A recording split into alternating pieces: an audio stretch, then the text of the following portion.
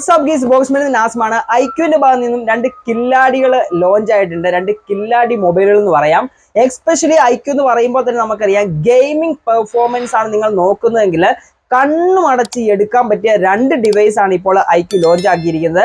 IQ Z9S series ആണ് വന്നിരിക്കുന്നത്. ആദ്യത്തെ വേരിയന്റ് എന്ന് പറയുന്നത് ഐക്യു Z9S, രണ്ടാമത്തെ ഇതിന്റെ പ്രോ വേർഷൻ ആയിട്ടുള്ള ഐക്യു Z9S Pro. ഈ രണ്ട് മൊബൈൽ ഫോണും മിഡ് റേഞ്ചിലാണ് വന്നിരിക്കുന്നത്, അഫോർഡബിൾ ആയിട്ടുള്ള പ്രൈസിലാണ് വന്നിരിക്കുന്നത്. രണ്ട് മൊബൈലിനെ കുറിച്ച് കമ്പയർ ചെയ്ത് പറയുകയാണെങ്കിൽ ഗെയിമിംഗ് പെർഫോമൻസിനാകട്ടെ നിത്യേന ഉപയോഗിക്കേണ്ട പെർഫോമൻസിനാകട്ടെ അടിപൊളി പെർഫോമൻസ് ആണ് രണ്ട് മൊബൈൽ ഫോണും കാഴ്ചവെക്കുന്നത്. ഇന്നത്തെ ഒരു വീഡിയോ കണ്ടു കഴിയുമ്പോൾ നിങ്ങൾക്ക് അഫോർഡബിൾ ആയിട്ട് ഏത് മൊബൈൽ ഫോൺ ആണ് നിങ്ങൾക്ക് എടുക്കേണ്ടത്, Z9S ആണോ Z9S Pro ആണോ എടുക്കേണ്ടതെന്ന് വളരെ വ്യക്തമായിട്ട് തന്നെ മനസ്സിലാകും. അതുകൊണ്ട് തന്നെ വീഡിയോ സ്കിപ്പ് ചെയ്യാതെ തന്നെ മുഴുവനായിട്ട് കാണാൻ ശ്രമിക്കുക. അതുപോലെ തന്നെ ചാനൽ ആദ്യമായിട്ടാണ് കാണുന്നതെങ്കിൽ ദയവ് സബ്സ്ക്രൈബ് ചെയ്യുക, ലൈക്ക് ചെയ്യുക. വീഡിയോ കുറിച്ചുള്ള നിർദ്ദേശങ്ങൾ അഭിപ്രായങ്ങളും താഴെ കമന്റ് ബോക്സിൽ രേഖപ്പെടുത്തുക. വീഡിയോ ഇഷ്ടപ്പെട്ടാൽ ഞങ്ങളുടെ ഫ്രണ്ട്സിലേക്ക് ഫാമിലിക്ക് ഉറപ്പായിട്ടും വെച്ചു കൊടുക്കുക. ആദ്യം വൈപ്പിക്കേണ്ട, നേരെ നമുക്ക് വീഡിയോയിലേക്ക് കിടക്കാം. Let's go.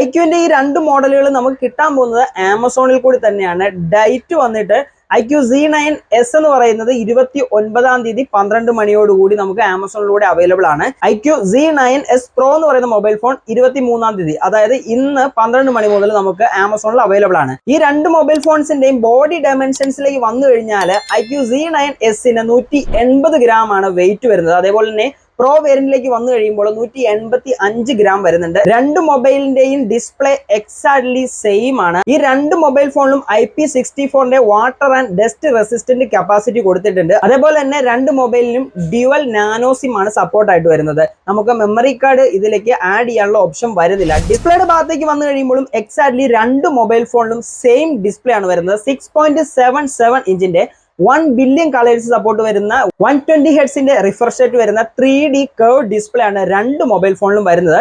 ഡിസ്പ്ലേയുള്ള ആകെയുള്ള ഒരു വ്യത്യാസം എന്ന് പറയുന്നത് Z9S-ല് 1800 നിറ്റ്സിന്റെ പീക്ക് ബ്രൈറ്റ്നസ് ആണ് വരുന്നത്. ഈ ഒരു സമയത്ത് പ്രോ വേരിയന്റ് എടുത്തു കഴിയുമ്പോൾ 4500 നിറ്റ്സിന്റെ പീക്ക് ബ്രൈറ്റ്നസ് നമുക്ക് പ്രൊവൈഡ് ചെയ്യുന്നുണ്ട്. ഈ ഒരു ഡിസ്പ്ലേയിൽ വരുന്ന മാറ്റം പീക്ക് ബ്രൈറ്റ്നസിന്റെ കാര്യത്തിൽ മാത്രമാണ്. ഈ 1800 അല്ലെങ്കിൽ 4500 എന്നൊക്കെ പറയുന്നത് വെറും നമ്പർ ജിമിക്ക് മാത്രമാണ്. ഈ ഒരു 4500 നിറ്റ്സിന്റെ പീക്ക് ബ്രൈറ്റ്നസ് നമുക്ക് കിട്ടിയത് കൊണ്ട് വളരെ വലിയൊരു ഉപകാരവും നമുക്ക് വരുന്നില്ല. 1800 ഒക്കെ ഇനഫ് ആണ്. 1800 അല്ലെ 1500 ഒക്കെ നമുക്ക് ഇനഫ് ആണ്. ഔട്ട്ഡോർ പോയി കഴിയുമ്പോൾ നമുക്ക് നല്ല രീതിയിലുള്ള വിസിബിലിറ്റി ഈ ഒരു 1800 നിറ്റ്സിൽ നമുക്ക് കിട്ടുന്നുണ്ടായിരിക്കും. ഈ ഒരു ഡിസ്പ്ലേയുടെ പ്രൊട്ടക്ഷന് വേണ്ടി നമുക്ക് ഐക്യു രണ്ട് മൊബൈൽ ഫോണിലും സ്കോട്ട് എക്സ്റ്റൻഷൻ എന്ന് പറയുന്ന പ്രൊട്ടക്ഷൻ ആണ് തരുന്നത്. അതുകൊണ്ട് OS-ന്റെ ഭാഗത്തേക്ക് വന്നു കഴിയുമ്പോഴും ആൻഡ്രോയിഡ് 14-ലാണ്, ഏറ്റവും ലേറ്റസ്റ്റ് ആയിട്ടുള്ള ആൻഡ്രോയിഡ് 14-ലാണ് രണ്ട് മൊബൈൽ ഫോണും വരുന്നത്. 2 കൊല്ലത്തെ മേജർ അപ്ഡേഷൻ നമുക്ക് ഐക്യു പ്രദാനം ചെയ്യുന്നുണ്ട്. അതുകൊണ്ട് തന്നെ നമുക്ക് ഷുവർ ആയിട്ട് ആൻഡ്രോയിഡ് 15-നും 16-നും യൂസ് ചെയ്യാൻ ഈ ഒരു മൊബൈൽ ഫോണിൽ പറ്റുന്നുണ്ട്. രണ്ട് മൊബൈലിലും ഇത് അവൈലബിൾ ആണ്. ചിപ്സെറ്റിന്റെ ഭാഗത്തേക്ക് വന്നു കഴിയുമ്പോൾ രണ്ട് മൊബൈൽ ഫോണിലും വ്യത്യാസം വരുന്നുണ്ട്. പ്രോ വേരിയന്റ് എടുത്തു കഴിയുമ്പോൾ സ്നാപ്ഡ്രാഗന്റെ 7 Gen 3 എന്ന് പറയുന്ന പ്രോസസർ ആണ് വരുന്നത്. അതേപോലെ തന്നെ Z9S-ന്റെ നോൺ പ്രോ വേരിയന്റിലേക്ക് വന്നു കഴിയുമ്പോൾ മീഡിയാടെക്കിന്റെ ഡിമെൻസിറ്റി 7300 4 നാനോമീറ്റർ പ്രോസസിംഗ് ടെക്നോളജിയാണ് വന്നിരിക്കുന്നത്. ഈ രണ്ട് ചിപ്സെറ്റും തമ്മിൽ നല്ല വ്യത്യാസം തന്നെയുണ്ട്. ഐക്യു എന്ന് പറയുന്ന ബ്രാൻഡിനെ കുറിച്ച് അറിയാവുന്ന ആളുകൾക്കറിയാം ഗെയിമിംഗ് പർപ്പസ് ആണ് ഏറ്റവും കൂടുതൽ അവർ ഫോക്കസ് ചെയ്യുന്നത്. അതുകൊണ്ട് തന്നെ ഈ ഒരു രണ്ട് ചിപ്സെറ്റിലും നല്ല രീതിയിലുള്ള ഗെയിമിംഗ് പെർഫോമൻസ് നമുക്ക് ഐക്യു പ്രദാനം ചെയ്യുന്നുണ്ട്. മെമ്മറി വേരിയന്റിലേക്ക് വന്നു കഴിയുമ്പോൾ കാർഡ് സ്ലോട്ട് നേരത്തെ പറഞ്ഞ പോലെ ഇടാൻ സാധിക്കത്തില്ല. ഡ്യുവൽ നാനോ സിം മാത്രമാണ് ഇതിൽ വരുന്നത്. സ്റ്റോറേജിന്റെ ഭാഗത്തേക്ക് വന്നു കഴിയുമ്പോൾ 3 സ്റ്റോറേജ് വേരിയന്റിലാണ് രണ്ട് മൊബൈൽ ഫോൺ നമുക്ക് കിട്ടാൻ പോകുന്നത്. 8/128, 8/256, 12/256. അതേപോലെ തന്നെ സ്റ്റോറേജ് ടൈപ്പ് വരുന്നത് UFS 2.2 ആണ്. ഈ രണ്ട് മൊബൈൽ ഫോണിലും സെയിം ആണ് സ്റ്റോറേജ്, അതേപോലെ ഇന്റേണൽ കപ്പാസിറ്റി വരുന്നത്. ക്യാമറയുടെ ഭാഗത്തേക്ക് വന്നു കഴിയുമ്പോൾ Z9S എന്ന് പറയുന്ന നോൺ പ്രോ വേരിയന്റില് 50 മെഗാ പിക്സലിന്റെ 1.8 അപ്പറേച്ചർ വരുന്ന ഒരു വൈഡ് ലെൻസ് ആണ് മെയിൻ ക്യാമറ ആയിട്ട് വരുന്നത്. ഓട്ടോ ഫോക്കസും അതേപോലെ തന്നെ OIS സപ്പോർട്ട് ആയിട്ട് വരുന്നുണ്ട്. ഇതിന് പുറമെ നമുക്ക് സെക്കൻഡറി ക്യാമറ ആയിട്ട് വരുന്നത് 2 മെഗാ പിക്സലിന്റെ ഒരു പോർട്രേറ്റ് ക്യാമറയാണ്. ഈ ഒരു മിഡ് റേഞ്ച് സെഗ്മെന്റിൽ ഒരു 2 മെഗാ പിക്സലിന്റെ ഒരു പോർട്രേറ്റ് ക്യാമറ കൊടുക്കേണ്ട ഒരു ആവശ്യം ഇല്ലായിരുന്നു എന്നാണ് എന്റെ പേഴ്സണൽ ആയിട്ടുള്ള ഒരു അഭിപ്രായം. അതിന് പകരം നിങ്ങളൊരു 8 മെഗാ പിക്സലിന്റെ അല്ലെങ്കിൽ ഒരു 5 മെഗാ പിക്സലിന്റെ ഒരു അൾട്രാ വൈഡ് കൊടുത്തിരുന്നെങ്കിൽ കുറച്ചുകൂടി ബെറ്റർ ആണെന്ന് എനിക്ക് തോന്നി. ഈ ഒരു ക്യാമറ വിഭാഗത്തിൽ എനിക്ക് തോന്നിയത് അത് മാത്രമാണ്. അതേപോലെ തന്നെ പ്രോ വേരിയന്റിലേക്ക് വന്നു കഴിയുമ്പോൾ 50 മെഗാ പിക്സലിന്റെ 1.8 വൈഡ് ആംഗിൾ ഉള്ള ഒരു ലെൻസ് ആണ് വരുന്നത്.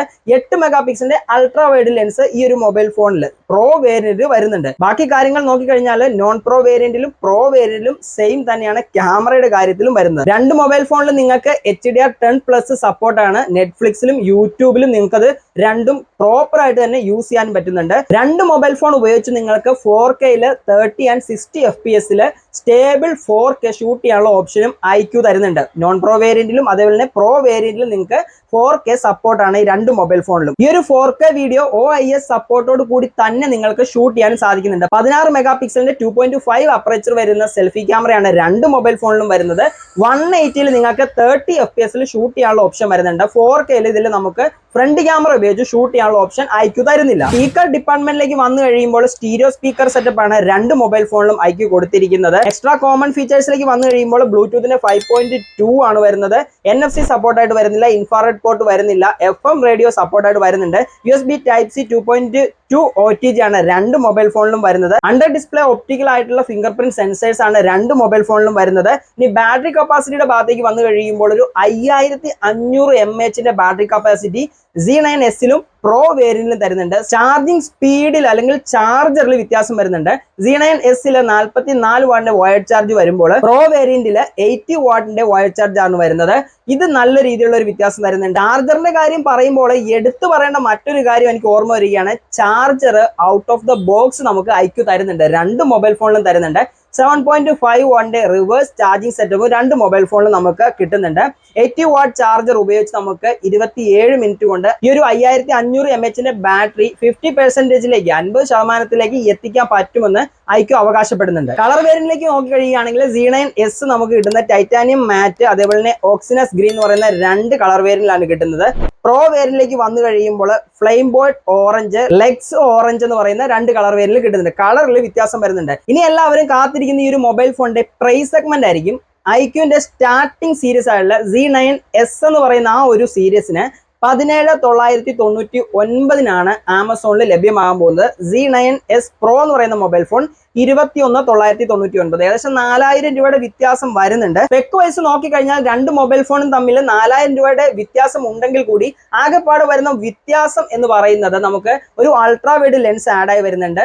നമുക്ക് പ്രോസസർ സ്നാപ്ഡ്രാഗൺ 7 Gen 3 ആണ് കിട്ടുന്നത്. 80 വാട്ടിന്റെ ഫാസ്റ്റ് ചാർജിങ് സെറ്റപ്പും വരുന്നുണ്ട് പ്രോ വേരിയന്റിൽ. ഇത് ഒഴിച്ചു കഴിഞ്ഞാൽ പ്രോ വേരിയന്റിലും നോൺ പ്രോ വേരിയന്റിലും ബാക്കി സ്പെസിഫിക്കേഷൻ കാര്യങ്ങളൊക്കെ സെയിം തന്നെയാണ്. അതുകൊണ്ട് തന്നെ നിങ്ങൾക്ക് ഏത് വേരിയന്റ് Z9S എടുക്കണോ അല്ലെങ്കിൽ Z9S Pro എടുക്കണോ എന്ന് നിങ്ങൾക്ക് തന്നെ ചിന്തിക്കാൻ പറ്റുന്നതാണ്.